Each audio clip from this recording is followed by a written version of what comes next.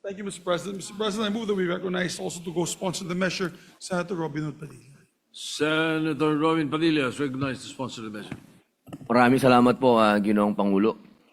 Assalamualaikum warahmatullahi wabarakatuh.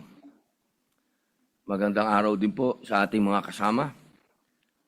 Ginoong Pangulo, buong galang po akong tumatayo upang i-co-sponsor ang Senate Bill number 1624 na nagtatatag ng Agricom na inihain po ng bayani ng magsasaka, Senator Kiko Pangilinan.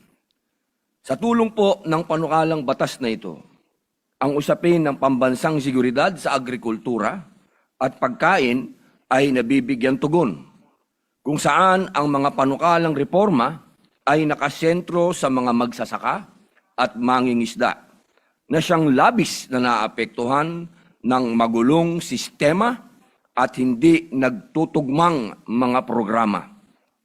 Ang Agricom ay hindi lamang dagdag ahensya, kundi pag-aayos ng direksyon ng agrikultura sa bansang mayaman sa yamang lupa at yamang tubig. Napapanahon na para sa isang komisyong magsusuri ng mga polisiya at gastusin ng sektor ng agrikultura at pangingisda upang palakasin ang koordinasyon nito sa pamahalaan at maglatag ng malinaw na reforma.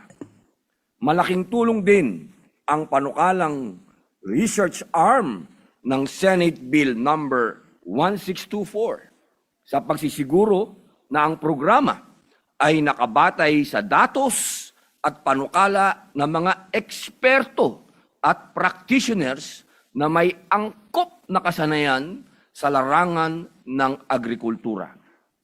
Bilang mambabatas, naniniwala ako na ang food security ay responsibilidad ng pamahalaan. Ang Agricom ay kailangan sa kalutasan ng laban sa gutom ng mamamayan katulad po ng talumpati ng ating bayani ng agrikultura, Senator Kiko Pangilinan. Dahil dito, buong tapang kong sinusuportahan at kinuko-sponsor ang Senate Bill 1624. Maraming salamat po.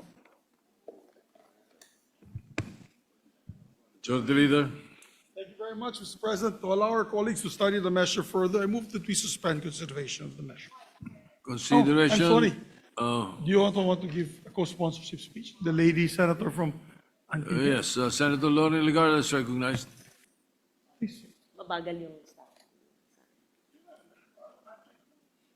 No, I have prepared message. Thank you, Mr. President.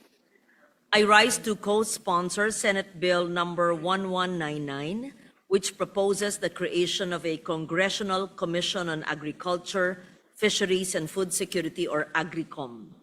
For decades, our agriculture and fisheries sectors have been weighed down not by a